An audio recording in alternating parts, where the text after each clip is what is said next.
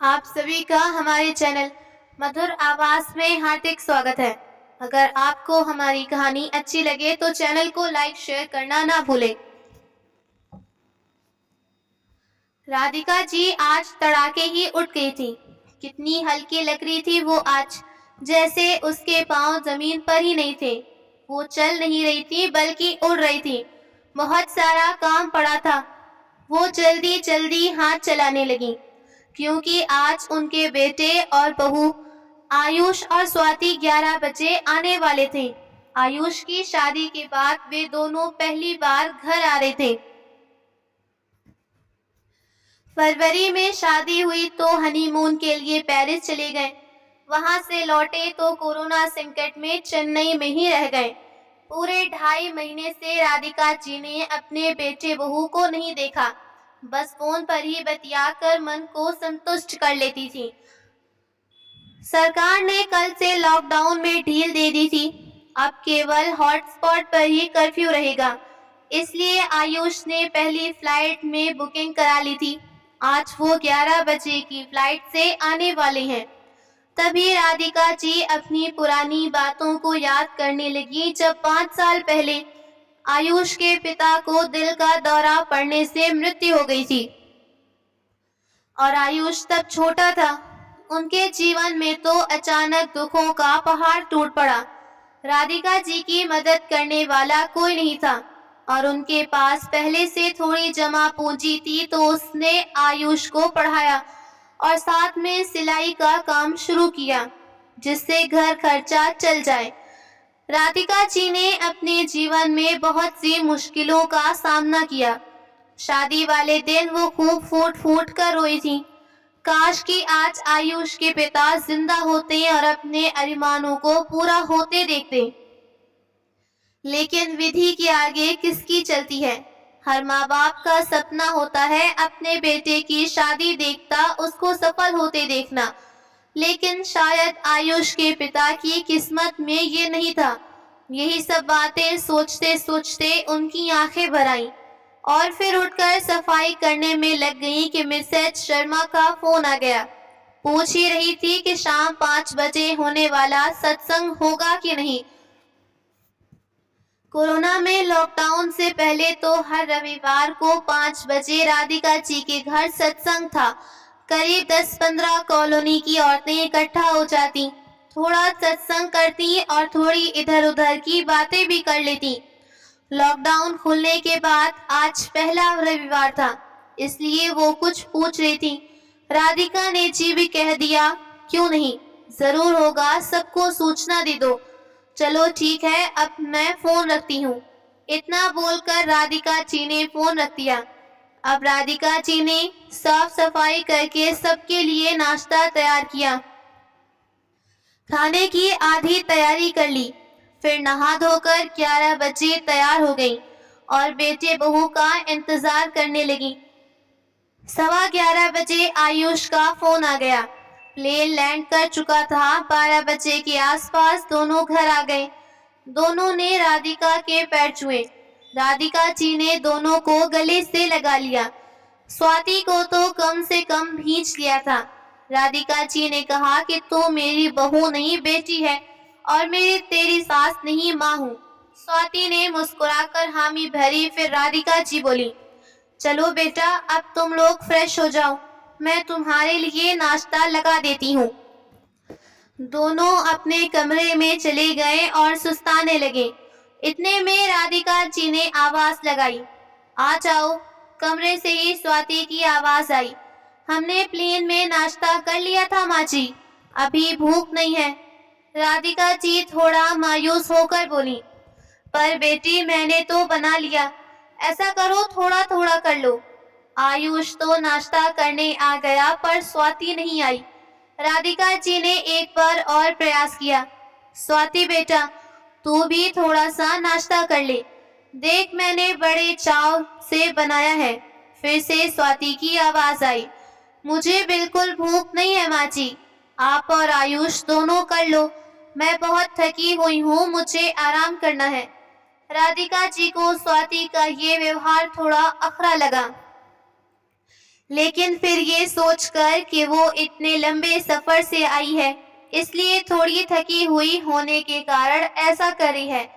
ये सब सोचकर राधिका जी ने एक गहरी सांस ली और फिर राधिका और आयुष दोनों नाश्ता करते बैठ गए।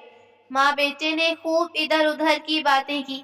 आयुष ने भी नाश्ता थोड़ा सा ही किया।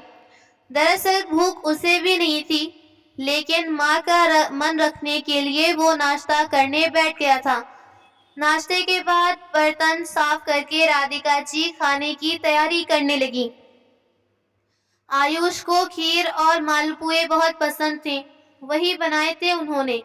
राधिका जी आज सुबह से लगातार चक्कर गिननी की तरह घूम रही थी। अब पैरों में भी दर्द होने लगा, लेकिन बेटे बहू के आने से सब कुछ भूल गई थी, क्योंकि आज राधिका जी का घर भरा भरा सा हो गया। बड़े चाव से खाना बनाया था उन्होंने और फिर 2 बजे उसने दोनों को खाने के लिए बुलाया।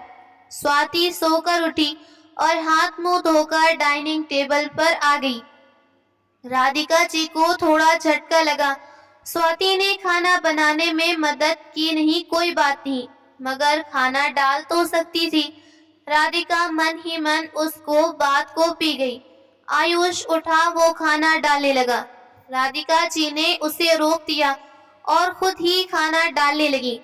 खाना देखते ही स्वाति ने कहा, ये क्या बनाया है माँ जी? मालपुआ। कितना घी होता है इनमें? भाई मैं तो नहीं खा सकती इनको। इतना सुनते ही राधिका जी को रोना आ गया, लेकिन किसी तरह खुद को संभाला और कहा, ठीक है, दूसरा आइटम ले ले बेटा। स्वाति ने दोबारा मुंह बनाते हुए कहा, खीर तो मैं खाती नहीं माँ जी, फिर मैं क्या खाऊं?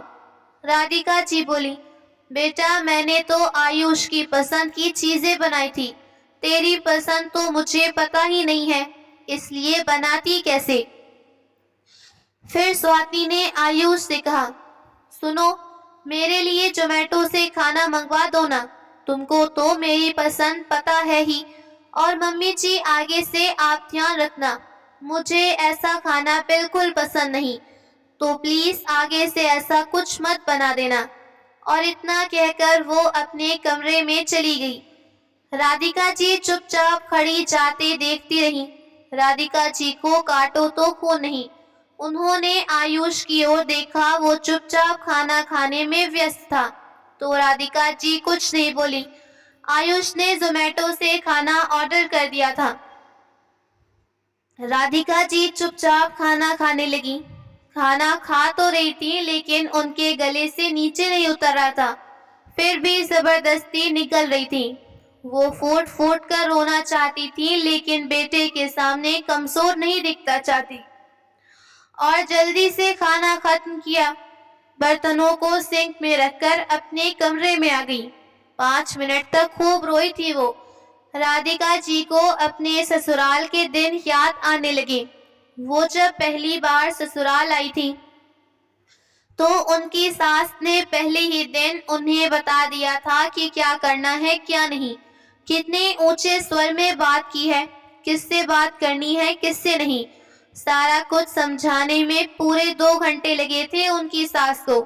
राधिका जी तो घबरा गई थी, क्योंकि थोड़ी देर बाद उसे कुछ भी याद नहीं रहा कि सास ने क्या कहा और क्या नहीं। जब आयुष के पापा उनसे पहली बार मिलने आए, तो उसने डरते डरते सारी बात उनको बताई। वो बोले, माँ और तेरे पछड़े में मैं नहीं पड़ना चाहता, तू जाने और माँ जाने। इतना कहकर तो उन्होंने अध्याय ही समाप्त कर दिया। अब राधिका जी के पास कोई और विकल्प नहीं था जिसे वो अपनी मन की बात कह पाती। राधिका जी की सास बात बात पर उन्हें टोकती, कभी सफाई को लेकर, कभी खाने को, किसी दूसरी बात को लेकर। राधिका जी को उनकी सास ने ये महसूस करा दिया था कि उन्हें कोई भी काम सलीके से नहीं आता है। राधिका जी धीरे धीरे इसकी भी अभ्यस्त हो गई और वो पूरी तरह अपने सास के बनाए सांचे में फिट हो गई। जब उसकी सास मरने को कहती, तो राधिका का हाथ अपने हाथों में लेकर बोली, बेटी मैंने तेरा साथ बहुत कड़वा व्यवहार किया। एक बहू को ससुराल के वातावरण में ढलने के लिए बहुत कुछ सीखना होता है। अपनी इच्छाओं को मारकर औरों की इच्छाओं के लिए जीना पड़ता है। मैंने भी अपने मन पर पत्थर रखकर यही सीखा। मेरी सास ने मुझे ऐसे ही सिखाया था। मैंने भी तुझे वही सिखाया। मुझसे कोई भूल चूक हो गई हो तो क्षमा करना। राधिका जी ये सुनकर रो पड़ी। उन्हें पता नहीं था कि इस कठोर इंसान के अंदर एक नाजुक दिल भी है। उन्होंने अपनी सास के पैर पकड़ लिए और कहा, माँ जी आप तो मेरी माँ से बढ़कर हो। मेरे मन में आपके लिए कोई मैल नहीं। आपने तो मुझ पत्थर को तराश कर कोहिनूर बनाया। राधिका जी की सास के मुख पर एक मुस्कान तैर गई और उन्होंने इस संसार को अलविदा कह दिया। राधिका जी के दिल में उनकी सास का ये रूप खिंच गया। अब वो उनकी पूजा करने लगी। अगर घर का कोई भी सदस्य कभी भी भूल से राधिका जी की सास के बारे में कुछ कह देता तो वो तुरंत प्रतिवाद पर उत्तर आती। इसके बदले स्वभाव को आयुष के पापा बड़े आश्चर्य से देखते रहते। वो अभी पुरानी दुनिया में ही घूम रही थी कि मिसेस गुप्ता का फोन आ गया। राधिका जी ने फोन उठाया। मिसेस गुप्ता बोली, क्या हुआ राधिका जी, सत्संग तैयार हुई कि नहीं? हाँ तैयारी हो जाएगी सत्संग की, आप लोग आ जाओ। उन्हें याद नहीं रहा कि आज तो सत्संग भी होना है और फिर जल्दी जल्दी वो सत्संग की तैयारी करने लगी। ठीक 5 बजे कॉलोनी की औरतें इकट्ठा हो गईं। 2 महीने बाद सब मिल रही थी। खूब शोर हो रहा था। खी खी करके हंस रही थी सब लोग अपनी ही धुन में थे। तभी अचानक एक आवाज ने सबको चौंका दिया। राधिका जी ने देखा सामने स्वाति खड़ी है। वो अपना सिर दोनों हाथों से भींचे हुए। प्लीज आप लोग इतना शोर मत करो, मेरा सिर दुख रहा है। सब औरतें एकदम खामोश हो गई। इतना बोलकर स्वाति अपने कमरे में चली गई। राधिका जी ने हिचकिचाते हुए कहा, ये उसकी बहू स्वाति है और आज ही बेटे आयुष के साथ चेन्नई से आई है। थकी होने के कारण उसके सिर में दर्द हो रहा है, शायद इसलिए। उसकी बात का बुरा मत मानना। अब एक एक करके औरतों को अपने अर्जेंट काम याद आने लगे और एक एक करके सब चली गईं। राधिका जी सबको जाते देखती रहीं और कुछ बोल नहीं पाई। राधिका जी थोड़ी देर वहीं बैठी रहीं, फिर कुछ सोचकर स्वाति के कमरे में गई। बेटी मैं तेरा सर दिवा दूं क्या? स्वाति ने अपने कमरे से ही जवाब दिया। नहीं माँ जी, मैंने सिर दर्द की गोली ले ली है। ठीक है तो मैं चाय बना देती हूँ। इतना बोलकर राधिका जी चाय बनाने के लिए चली गईं। चाय तैयार होने के बाद उन्होंने दोनों ने बुलाया और सब लोग चाय पीने लगे। स्वाति ने चाय पी और झूठे बर्तन सिंक में छोड़ दिए। राधिका जी ने बर्तन साफ किए और डिनर की तैयारी करने लगी। उन्होंने स्वाति से पूछा था कि डिनर में क्या बनाना है। वो उसी हिसाब से तैयारी करने लगी। रात के 8 बजे थे। राधिका जी ने खाना टेबल पर लगा दिया। दोनों को आवाज लगाई और वो डाइनिंग टेबल पर आ गई। स्वाति ने खाना शुरू किया। बोली, सब्जी बहुत तीखी है माँ जी। अब राधिका जी को गुस्सा आ गया था। वो दिन भर से चाकरी कर रही हैं और उस पर से ये नाटक सहन कर भी एक सीमा होती है। अब ये सीमा पार हो चुकी थी। रिश्तों को जबरदस्ती नहीं बांधा जा सकता। जब एक पक्ष कोई रिश्ता निभाना नहीं चाहता तो दूसरा पक्ष कब तक उस रिश्ते को निभाएगा? ताली दोनों हाथों से बजती है, एक हाथ से नहीं। अब तक राधिका जी सास से माँ बन रही थी। उसे लगा कि जो रिश्ता जैसा है उसे वैसा ही रहना चाहिए। राधिका जी ने कहा, आयुष जोमेटो से ऑर्डर कर दे बेटा, जो ये खाना चाहे मंगवा ले। मेरे से जितना हुआ मैंने इसके लिए उतना किया, लेकिन अब और बर्दाश्त नहीं होता। आयुष और स्वाति ने चौंक कर उसकी ओर देखा। राधिका जी अपनी प्लेट लेकर सोफे पर आ गईं। एकदम सन्नाटा छा गया। आयुष भी अपनी माँ के पास आ गया। दोनों चुपचाप खाना खाने लगे। स्वाति अपना खाना खत्म कर चुपचाप वहां से चली गई थी। अगली सुबह राधिका जी आराम से जगी। 8 बज गए थे। इतनी देर से कभी नहीं उठी। देखा तो आयुष बैठा था। राधिका जी बोली, अरे तू कब से जाग रहा है? आयुष बोला, 7 बजे नींद खुल गई थी मेरी। राधिका जी को पता था कि आयुष को उठते ही चाय चाहिए, लेकिन उन्होंने आज तय कर लिया था कि वो अब और नौकरानी नहीं बनेगी। आज राधिका जी ने अपने लिए भी चाय नहीं बनाई। अब आयुष की भी हिम्मत नहीं हुई कि वो अपनी माँ से चाय बनाने के लिए कहे। राधिका जी ने कहा, मैं मथुरा वृंदावन जाऊंगी घूमने, वापस सोमवार तक आऊंगी। तू तो रविवार को वापस जाएगा ना? ऐसा करना कि घर को ताला लगाकर चाबी सामने वाले गुप्ता जी को देना। और इतना बोलकर वो अपनी यात्रा की तैयारी करने चली गई। अब उन्होंने भी तय कर लिया था कि उसने माँ बनने का तो प्रयास करके देख लिया, अब वो सास बनकर देखेगी। राधिका जी अपने बेटे और बहू के व्यवहार से परेशान हो गई थी। उन्होंने उन दोनों को सबक सिखाने का निर्णय लिया। इसलिए उन्होंने सुबह ही कहा कि वो मथुरा वृंदावन घूमने जाएंगी। इस घोषणा से आयुष सख्ते में आ गया। इतने में स्वाति भी जाग कर आई। उसने देखा कि आयुष के चेहरे पर हवाइयां उड़ी थी। डाइनिंग टेबल पर चाय नाश्ता भी नहीं और माँ जी भी वहां नहीं। क्या हुआ? तुम इतने परेशान से क्यों लग रहे हो? और अभी तक चाय नाश्ता भी नहीं बना? अब पहली बार आयुष के स्वर में तीखापन था। अगर चाय नाश्ता करना था तो जल्दी जागती और बना लेती। स्वाति ने आश्चर्य से आयुष को देखा, जैसे ये कोई दूसरा आदमी हो। फिर स्वाति बोली, तुम तो जानते हो आयुष कि मैं 8 से पहले नहीं जागती और मुझे जगते ही चाय चाहिए। जाओ मेरे लिए चाय बना दो प्लीज।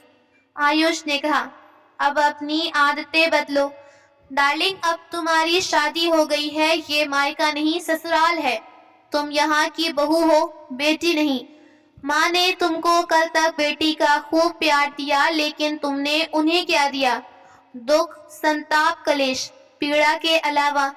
तभी स्वाति ने भड़कते हुए कहा, मैंने ऐसा क्या कर दिया जो मुझ पर इल्जाम पे इल्जाम लगाए जा रहे हो?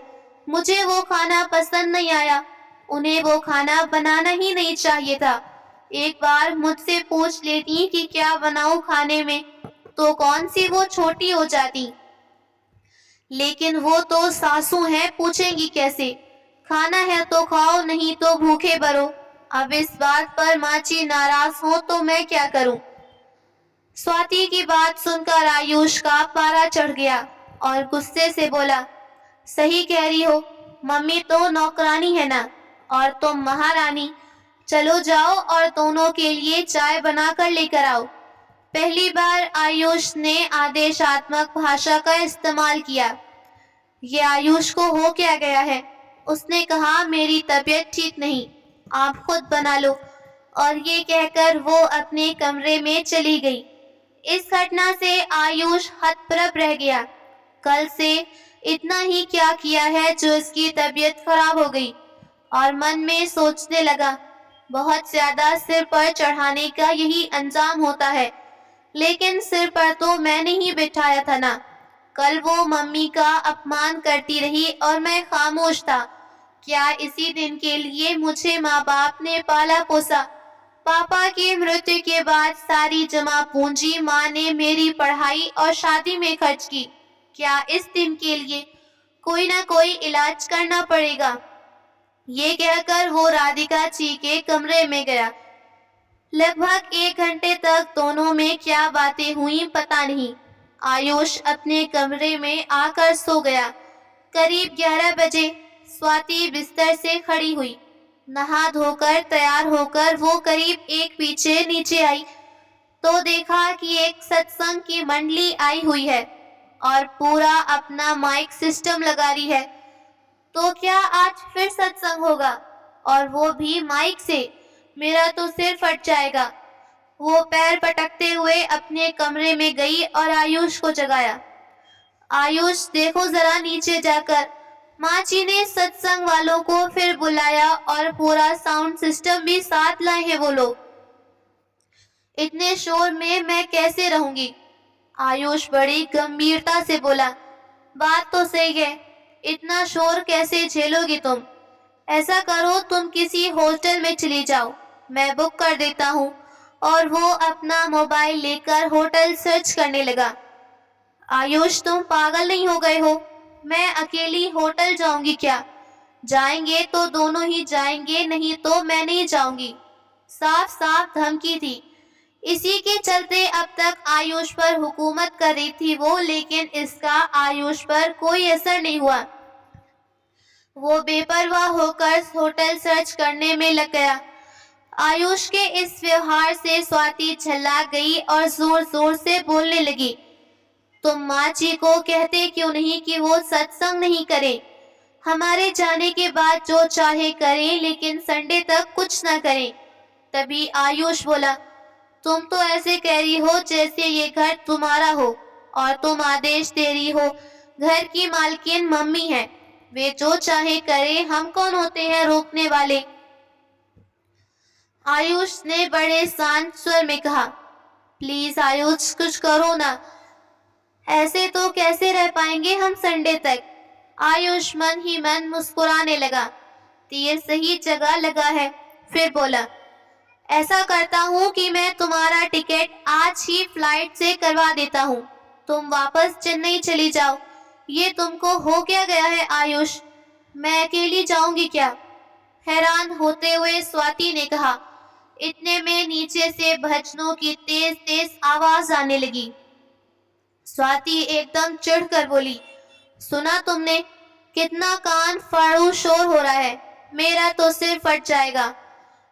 एक सिर दर्द की गोली लो और सो जाओ, मैं तो भजन सुनने नीचे जा रहा हूँ। और वो जाने लगा। स्वाति धम से पलंग पर बैठ गई।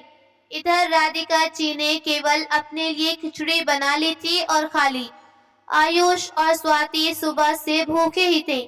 आज आयुष ने भी कोई ऑर्डर नहीं किया। वो भजन मंडली में आकर बैठ गया था और भजनों का आनंद लेने लगा। उधर स्वाति शोर से परेशान थी। उस पर सुबह से कुछ भी नहीं खाया, इसलिए और भी परेशान हो गई थी। परंतु सबसे बड़ी परेशानी तो आयुष के बदलते व्यवहार से थी। स्वाति सोचने लगी, अब क्या करूं?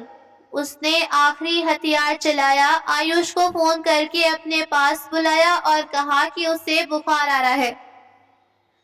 आयुष ने हाथ छुआ तो लगा हल्की सी हरारत है। वो लेकर अस्पताल गया। इधर राधिका जी ने अपने मोहल्ले की औरतों को बुला लिया। सब औरतों ने खूब डांस किया, भजनों का आनंद लिया। शाम तक चलता रहा ये कार्यक्रम। उधर आयुष स्वाति को लेकर जब अस्पताल पहुंचा और फिजिशियन को दिखाया तो उसने फूड पॉइजनिंग बताया और पूछा कि कल क्या खाया था। जब उसने ये बताया कि कल दोनों टाइम खाना जोमेटो से मंगवाया था तो डॉक्टर ने कहा, ये बाहर का खाना बिल्कुल बंद करना होगा। आज केवल खिचड़ी और दलिया लीजिए, कल एक बार फिर से दिखाइएगा और ये दवाई ले लेना। उसे पर्चा पकड़ाते हुए डॉक्टर ने कहा। दोनों घर आ गए। स्वाति को भूख लग रही थी लेकिन खाने को कुछ नहीं। क्या करे वो? माँ जी से कैसे खिचड़ी बनाने को कहे? उसने कातर नेत्रों से आयुष को देखा। मम्मी से तुम ही कह दो खिचड़ी बनाने को, और वो सत्संग में बैठ गया। भूख तो उसे भी लगी थी, लेकिन कल मम्मी को उसने जो हर्ट किया था तो आज उपवास तो करना पड़ेगा ना। अंत में स्वाति ने राधिका जी से कहा, माँ जी, डॉक्टर ने फूड पॉइजनिंग बताया है और केवल दलिया और खिचड़ी खाने को कहा है, तो बना लो और खा लो। राधिका जी ने स्पष्ट कहा, मुझे नहीं आता है बनाना माँ जी। तो राधिका जी बोली, जोमेटो से मंगवा लो, मुझे तो जोमेटो वाला खाना बहुत पसंद है ना। डॉक्टर ने बाहर का खाना मना किया है माँ जी। इस पर राधिका जी बोली, पर मेरे हाथ से तो नमक मिर्च घी वगैरह ज्यादा पड़ता है जो तुझे पसंद नहीं। स्वाति बोली, मैं सब खा लूंगी माँ जी, बस आप बना दो। राधिका जी समझदार थी, रस्सी को ज्यादा खींचने से टूट जाती है, इसलिए आज का सबक इतना काफी है। ऐसा सोचकर वो खिचड़ी बनाने चली गई। आयुष और स्वाति को आवाज देकर डाइनिंग टेबल पर बुलाया। स्वाति आकर डाइनिंग टेबल पर प्लेट वगैरह लगाने लगी। दोनों ने पेट भरकर खिचड़ी खाई। खिचड़ी अच्छी लग रही थी। माँ जी, खिचड़ी बहुत अच्छी बनी थी, मुझे भी सिखा दीजिए ना। शाम को जब बनाऊंगी तब तू भी साथ रहना, ऐसे बताने से काम नहीं चलेगा। ठीक है माँ जी। खिचड़ी खाकर वो बर्तन सिंक में रख रही थी कि राधिका जी ने कहा, तेरे झूठे बर्तन कौन साफ करेगा? कल तो मैंने कर दिया था, लेकिन आगे नहीं करूंगी, इसलिए इन बर्तनों को साफ करके ही जाना। और ये बोलकर राधिका जी सत्संग में बैठ गई। शाम को जब राधिका जी खिचड़ी बनाने लगी तो स्वाति भी आ गई और वो भी हाथ बटाने लगी। स्वाति ने कहा, कल मेरे मम्मी पापा आ रहे हैं माँ जी। राधिका जी ने हैरानी से पूछा, क्या तूने उन्हें बुलाया है? हाँ माँ जी, उनके साथ चली जाऊंगी, स्वाति ने कहा। राधिका जी बोली, ये मेरा घर है, कोई धर्मशाला नहीं, जो जब चाहे आ जाए और जब चाहे चला जाए, समझी? तेरे मम्मी पापा को किसी होटल में ठहरा दे। और हाँ, अगर इस घर में रहना है तो घर के सदस्य की तरह, मेहमान की तरह तू भी होटल चली जा, फिर जहाँ मर्जी हो चली जाना और जब चाहे नौकरी पर चले जाना। इतना सुनकर स्वाति अवाक रह गई। उसे राधिका जी इस तरह के व्यवहार की बिल्कुल उम्मीद नहीं थी। उसे बहुत बुरा लगा। इतने में आयुष भी आ गया। स्वाति ने कहा, सुना तुमने आयुष, माँ जी कह रही हैं कि। मैंने सब सुन लिया है। माँ जो कह रही हैं एकदम सही है।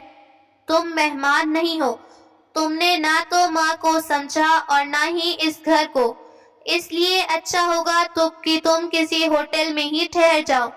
स्वाति, मेरे से कुछ उम्मीद भी मत रखना, जो भी करो सोच समझ कर करो। मैं तो माँ के पास रहूंगा। स्वाति को काटो तो खून नहीं। वो गुस्से से बौखलाकर कमरे में गई। राधिका जी को बुरा लग रहा था इस व्यवहार पर, मगर आयुष ने अपनी माँ को समझाया कि हर बीमारी का इलाज कड़वी गोली ही है, थोड़ा सब्र से काम होगा। दूसरे दिन सुबह स्वाति जल्दी जगी किचन में चाय बनाने लगी। खटर पटर की आवाज सुनकर राधिका जी की नींद खुली। उन्हें बड़ा आश्चर्य हुआ। इतने में आयुष भी जाग गया। राधिका जी ने उससे इशारे में पूछा। वो राधिका को अलग ले गया और कहा, कल इसने अपनी माँ को बहुत सारी बातें की थी। अंत में ये निष्कर्ष निकला, जैसा माँ चाहे वैसा करने में भलाई है, बस उसी का परिणाम है ये। आयुष के होठों पर मुस्कान थी। फिर राधिका जी किचन की ओर चली तो स्वातिका राधिका जी से लिपट गई और रो रो कर बुरा हाल हो गया। माँ जी, मुझे माफ कर दो। राधिका जी मोम की तरह पिघल गई। उसे चुप कराते हुए बोली, नहीं मेरी बच्ची, रोते नहीं। मुझे ये सब करने को मजबूर कर दिया बेटा, मेरे पास कोई विकल्प नहीं था। राधिका जी और स्वाति की आंखों से गंगा जमुना बहने लगी। दोनों ने मिलकर आंसू प्रयागराज बन रहे थे। तो दोस्तों, आपको ये कहानी कैसी लगी, लाइक कमेंट करके जरूर बताएं।